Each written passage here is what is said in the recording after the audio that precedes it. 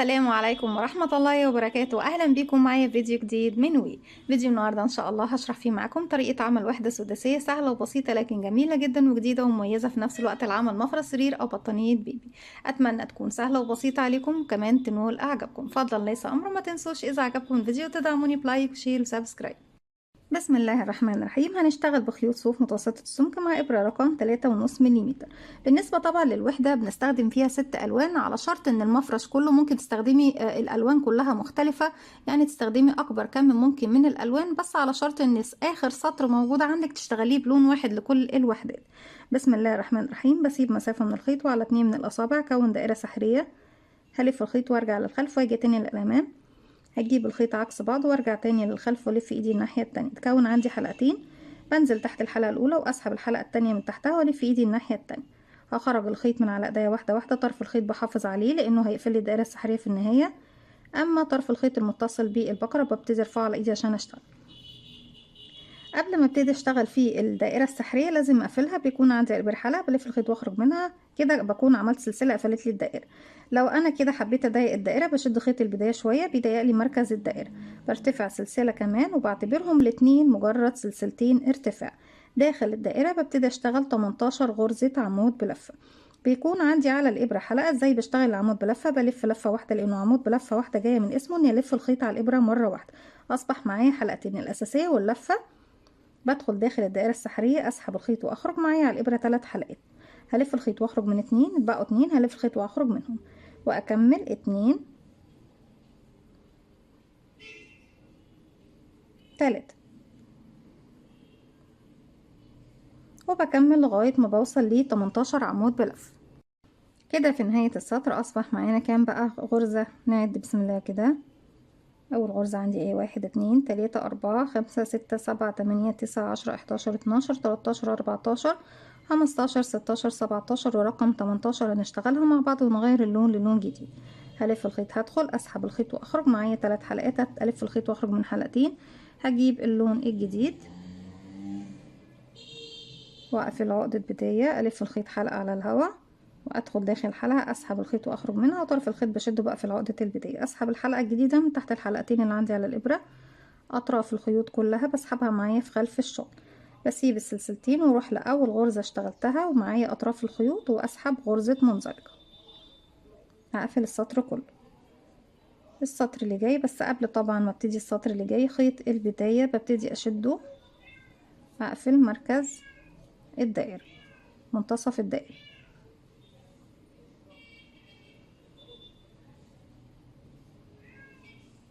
ابتدي بقى الخيوط كلها اجيبها عندي من تحت.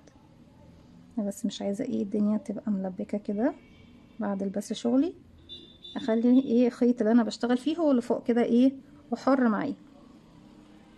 هرتفع سلسلتين ويكونوا مجرد سلاسل ارتفاع. اول فراغ بشتغل فيه التزايد، يعني 2 غرزة عمود في نفس الفراغ. 1 2. الغرزة اللي جاية هتكون عمود بلفة 1. اللي جاية انكريس تزايد، يعني فيها غرزتين في نفس الفراغ. 1 كمان مرة. 2. بعد الغرزتين هاخد سلسلة والفراغ اللي بعده انكريز، يعني غرزتين في نفس الفراغ تزايد. 1 2. كده بكون غرزتين سلسلة غرزتين، كونت زاوية. بعدهم بشتغل عمود بلفة 1 في الفراغ اللي بعده، ارجع اكون زاوية جديدة، يعني عمودين سلسلة عمودين في الفراغين اللي جايين.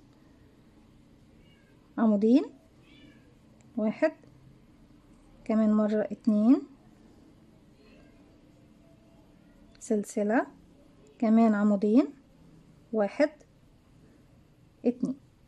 بعد كده عمود 1 وهكذا.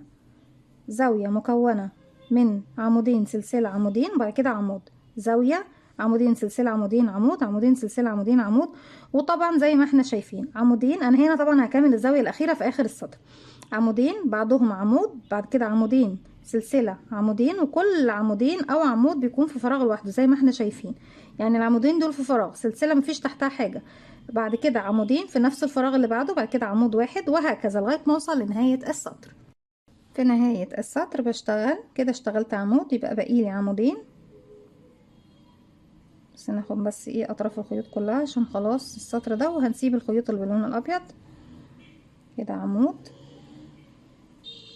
اتنين، وبقيلي هنا سلسلة اللي هي اخر زاوية عندي، وبروح لاول عمود اشتغلته اللون الابيض خلاص بسيبه ماليش علاقة بيه بإبرة التنظيف. بعد كده بسيب 10 سنتي وانضفه بإبرة التنظيف خلاص، وابتدي اقصه بالمقص. طيب السطر دوت هبتدي بقى اضيف لون جديد.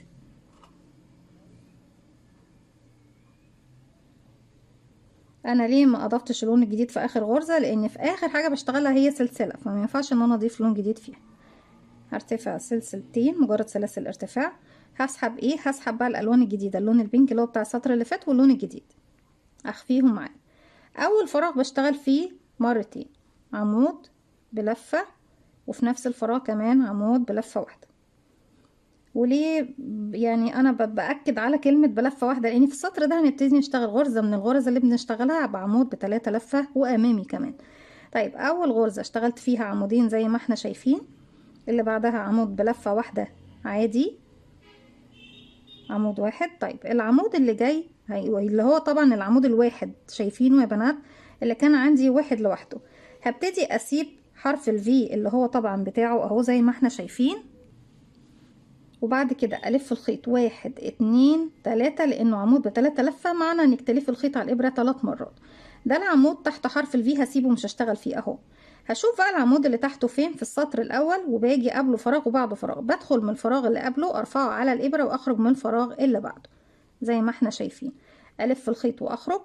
معايا على الابره كام حلقه بقى؟ الحلقه الاساسيه و3 لفات لفيناهم، واللفه اللي انا دخلت وخرجت وسحبتها دلوقتي. هلف الخيط واخرج من حلقتين يتبقوا 4، الف الخيط واخرج من حلقتين يتبقوا 3، الف الخيط واخرج من حلقتين يتبقوا 2، هلف الخيط واخرج منهم زي ما احنا شايفين كده. بيكون ختمنا العمود بال3 لفه الامامي زي ما اتفقنا مع بعض. العمود اللي وراه اللي هو اللي كان واحد لوحده ده مش هشتغل فوقيه، هروح فين؟ هسيب العمود بقى اللي ورا الامامي ده واروح للعمود اللي بعده وابتدي اشتغل عمود بلفة واحد بس. والعمود اللي بعده بشتغل 2 عمود بلفة في نفس الفراغ، واحد كمان مرة 2. هتقابلني ايه؟ هتقابلني السلسلة. فوق السلسلة باخد سلسلة زيها بالظبط، واروح تاني اكرر عمودين فوق العمود ده بعد السلسلة. بسيب السلسلة طبعا فوق السلسلة، يعني السلسلة اخدتها من فوق سبت السلسلة زيها تحت.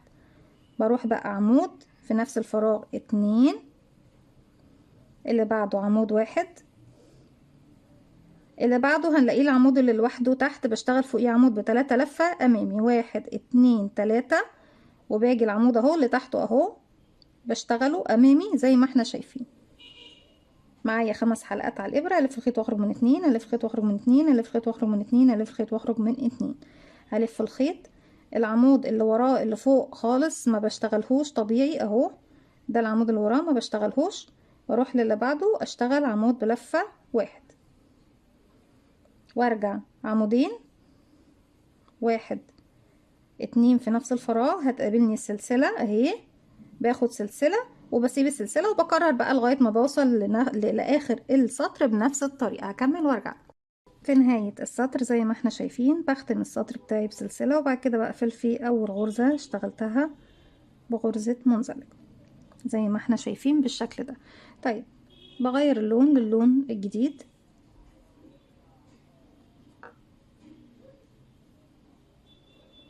اسحب من الحلقة اللي عندي على الابرة بالشكل ده، وبرتفع سلسلتين في نفس الفراغ الاول بشتغل 2 عمود بلفة كده، 1 كمان مرة في نفس الفراغ 2. بعد كده هشتغل على 5 فراغات 5 غرزة عمود بلفة، كل فراغ منهم عمود بلفة واحد. يعني اول فراغ اشتغلت فيه 2، اما بقيت بعد كده كده 1، اللي بعده 1 يبقى 2، اللي بعده 1 يبقى 3، بعده 1 يبقى 4، بعده 1 يبقى 5. وهنبص نلاقي ان اخر واحد عندنا هنا يا بنات زي ما احنا شايفين هو اخر عمود عندي كان قبل ما اعمل سلسلة، بشتغل فيه مرتين انكريز، 1 كمان مرة في نفس الفراغ 2. زي ما احنا شايفين هاخد سلسلة مسافة قبل ما اكمل شغلي. اشتغلت عمودين 1 2 3 4 5 1 بس، بعد كده عمودين، وارجع اخد سلسلة واكرر عمودين، السلسلة بسيب تحتها سلسلة طبعا، 1 2 في نفس الفراغ، بعد كده 5 1 2 3، وهو بيكون طبعا التالت دوت فوق العمود ب3 لفة، 4 5، رقم 6 بشتغل فوقيه انكريز، 1 2 في نفس الفراغ، هاخد سلسلة عشان تعمل لي زاوية، وبكرر لغاية ما بوصل لنهاية السطر. في نهاية السطر بشتغل في اخر فراغ عمودين، وبغير بعد ما باخد سلسلة بعديهم اللون، 2 وسلسلة، وبقفل بمنزلقة، وببتدي اغير بقى للون الجديد.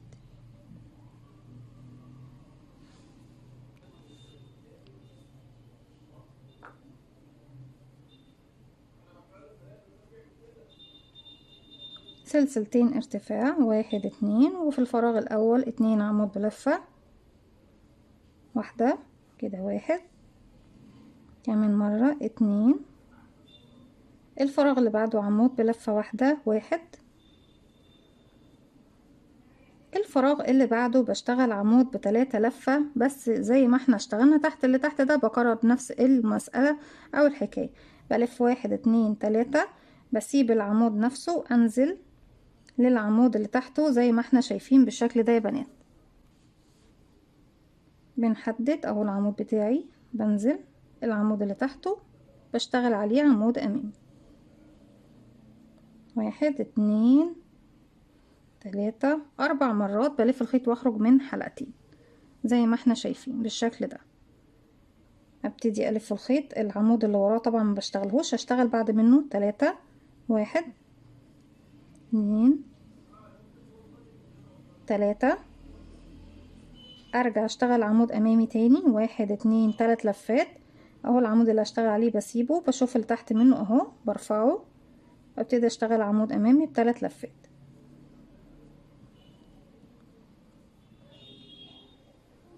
هبتدي اسيب اللي وراه واشتغل عمود واحد بس بلفة، هيقابلني اخر عمود بشتغل فوقيه 2 عمود بلفة واحدة، 1 كمان مرة 2، بعد كده السلسلة اهي، السلسلة باخد فوقيها سلسلة واحدة، وارجع تاني اكرر عمودين عمود، وبعد كده فوق دوت بشتغل عمود امامي 3 لفة، 3 عمود 1 2 3، وبعد كده عمود امامي، وبعد كده عمود وعمودين وسلسلة، وهكذا لغاية ما بوصل الى نهاية السطر. هكمل وارجع لكم. رجعت لكم تاني، وزي ما احنا شايفين اضفت اللون الجديد وارتفعت سلسلتين، اول فراغ هشتغل فيه 2 عمود تزايد، 1 كمان مرة 2، وبعد كده اخر فراغ هنا عندي في المجموعة دي بشتغل فيه تزايد انكريز، بشتغل فيه 2 عمود، والاعمدة اللي في المنتصف بشتغل فوق كل عمود منهم عمود واحد بس، واخر سطر عندي بيكون بلون موحد للمفرش او البطانية او الشال كله، عمود عمود عمود عمود لغاية ما بوصل تقريبا 9 عمود بلفة في السطر ده، وده بيكون اخر سطر عندي. وبعد كده هبتدي اشبك بغرزة المنزلقة، وطريقة التشبيك بغرزة المنزلقة موجودة في اكتر من فيديو عندنا على القناة، اتمنى ان هي تنول اعجابكم. لغاية ما وصلت لاخر غرزة بشغل فوقيها غرزتين، 1 كمان مرة 2 سلسلة، وبكرر بقى عمودين عمود عمود عمود عمود، في نهاية الأعمدة دي بشتغل عمودين لغاية ما بوصل إلى نهاية السطر، وبكرر وبشغل عدد طبعا المطلوب من الوحدات بتاعتي، وبعد كده ببتدي أشبكها بغرزة المنزلقة. دي كانت فكرة الفيديو بتاعنا النهاردة، أتمنى تكون سهلة وبسيطة عليكم وكمان تنول أعجابكم. فضلا ليس أمرا، ما تنسوش إذا عجبكم الفيديو تدعموني بلايك وشير وسبسكرايب، واستنوني فيديو جديد من وي. متنسوش كمان تفعلوا زرار الجرس يوصلكم مني كل جديد. السلام عليكم ورحمة الله وبركاته.